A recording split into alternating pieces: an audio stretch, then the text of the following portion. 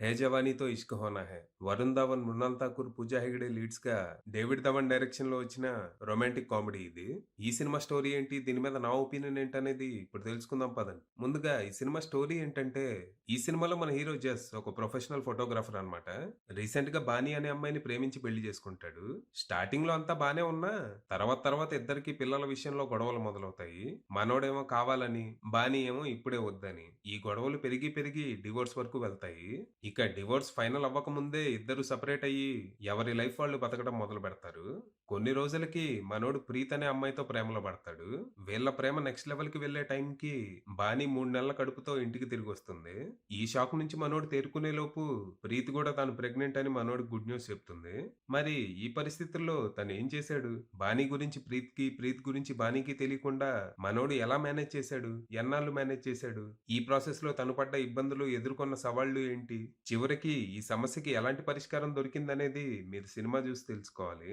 ఇక ఈ సినిమా నాకు పెద్దగా నచ్చలేదు. Completely outdated and cringe worthy screen ప్లేతో స్టార్టింగ్ నుంచి ఎండింగ్ వరకు సహనానికి పరీక్ష పెట్టడమే టార్గెట్‌గా పెట్టుకున్నారు. ఇలాంటి కథలు 90స్‌లో, ఎర్లీ 2000స్‌లో ఎక్కువగా వచ్చేవి. దర్శకుడు డేవిడ్ ధవన్ గారు కూడా ఒకప్పుడు ఇలాంటి సినిమాలు ఎన్నో చేశారు.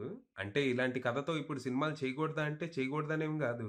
కాకపోతే ప్రెజెంట్ ట్రెండ్‌కి తగ్గట్టు మార్పులు, చేర్పులు చేసి తీస్తే బావుండేది. అలా గాకుండా 25 ఏళ్ల క్రితం చేసినట్టు ఇల్లాజికల్‌గా, ఇన్‌సెన్సిటివ్‌గానే చేస్తామంటే చూసేవాళ్ళు, భరించేవాళ్ళు లేరిప్పుడు. అలాగని ఈ కథలో ప్రెజెంట్ ట్రెండ్‌కి తగ్గట్టు మార్పులు, చేర్పులు ఏమీ చేయలేదా అంటే చేశారు. లొకేషన్ ఇండియా నుంచి ఫారెన్‌కి మార్చారు. అలాగే ఇద్దరు హీరోయిన్‌లో ఒకడి చేత నాకు ఫ్యామిలీ లైఫ్‌తో పాటు కెరియర్ కూడా ముఖ్యం అని ఒక డైలాగ్ జెప్పించారు. అలాగే భార్యలంటే వస్తువులో, ప్రాపర్టీలో కాదు భర్తకి నచ్చినట్టుంటూ చెప్పింది వింటూ పడుంటానికని ఏదో మాట వరుసకో మాట పడేశారు. కానీ యాక్చువల్‌గా వాళ్ళు సినిమాలో చేసేదదే. సినిమాలో హీరోయిన్‌లిద్దరిని ఏదో ఆబ్జెక్ట్స్ లాగే ట్రీట్ చేస్తారు. అయితే ఎక్స్‌పోజింగ్ జేయటం, లేకపోతే తెంగర బుచ్చిల్లాగా హీరో ఏం చెప్పినా నమ్మేయటం. పైకే ఏదో స్ట్రాంగ్ ఫీమేల్ క్యారెక్టర్స్. లోపలేం లేదు డొల్లే. సినిమా ఫస్ట్ హాఫ్ చాలా చిరాకు పెట్టింది. ఇక్కడ 2 లవ్ స్టోరీలుంటాయి. అసలు వాటిని ఎంత బాగా రాశారంటే, మృణాల్ ఠాకూర్‌తో లవ్ స్టోరీ. హీరో తనని చూడగానే లవ్‌లో పడిపోతాడు. హీరోయిన్ ఏమో వావ్! వీడు నా వెంటపడి వేధిస్తున్నాడంటే మంచోడే అయ్యుంటాడు అని పరిచయమైన రెండో రోజే తనని పెళ్లి చేసేసుకునిద్దనమాట. నేనేమో ఎగ్జాజరేట్ చేసి చెప్పట్లా. లిటరల్లీ ఇదే జరుగుద్ది సినిమాలో. ఇక పూజా హెగ్డేతో లవ్ స్టోరీ. తనో లైఫ్ జాకెట్ యేసుకొని 4 అడుగులు లోతున్న నదిలో మునిగిపోతూ ఉంటే హీరో తనని కాపాడతాడు. వెంటనే హీరోయిన్ వావ్! నన్ను కాపాడాడంటే మంచోడే అయ్యుంటాడు. రా నా బెడ్‌రూమ్‌కెళ్ళి ప్రేమించుకుందాం అంటది. షబ్బా! రాసేవాడికి, తీసేవాడికి, చేసేవాళ్ళకి ఎవ్వరికీ బుర్ర లేదా?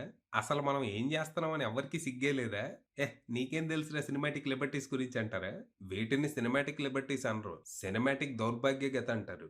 ఇక అలా ఈ 2 బుడబుక్కల లవ్ స్టోరీలు అయిపోయాక ఇంటర్వెల్ టైమ్‌కి ఇద్దరు హీరోయిన్‌లు ప్రెగ్నెంట్ అని బలవంతంగా కాన్ఫ్లిక్ట్ పాయింట్‌ని ఎస్టాబ్లిష్ చేస్తారు. ఇక సెకండ్ హాఫ్ అంతా హీరో ఒకరి గురించి ఇంకొకరికి తెలియకుండా మేనేజ్ చేస్తూ పడే తిప్పలే అన్నమాట. ఈ ప్రాసెస్‌లో క్రియేట్ అయ్యే సిట్యుయేషన్స్, కన్‌ఫ్యూజన్, ఖేయాస్ ఎంత సిల్లీగా, స్టూపిడ్‌గా ఉంటాయంటే ఒకానొక దశలో హీరో ఇద్దరు హీరోయిన్‌లు ఒకే ఇంట్లో వేరు వేరు బెడ్‌రూముల్లో ఉంచి ఒకరి గురించి ఒకరికి తెలియకుండా మేనేజ్ చేస్తాడు. ఇద్దరు రూమ్‌లు ఎదురెదురుగానే ఉంటాయి మళ్ళీ. ఈ సీన్‌లకి మనకి నవ్వొస్తది. కాకపోతే అది దర్శకుడి క్రియేటివిటీ మీద. ఇక్కడ ప్రతి సీను హాఫ్ బేక్డ్ గానే ఉంటది. ప్రతి సీన్‌కి బిగినింగ్, మిడిలే ఉంటది. ఎండింగ్ ఉండదు.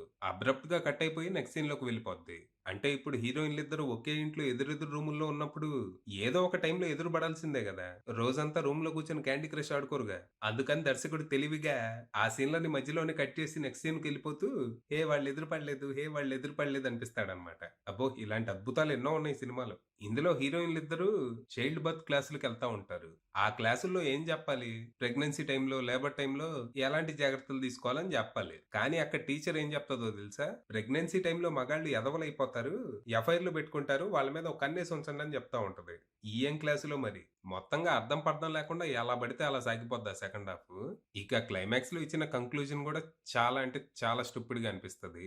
మొత్తంగా దండంరా నాయనా అనుకుంటూ థియేటర్ నుంచి పారిపోయొచ్చేసా.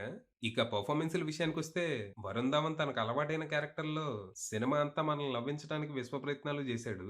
కానీ అధ్వాన్నమైన రైటింగ్ వల్ల ఫలితం లేకుండా పోయింది.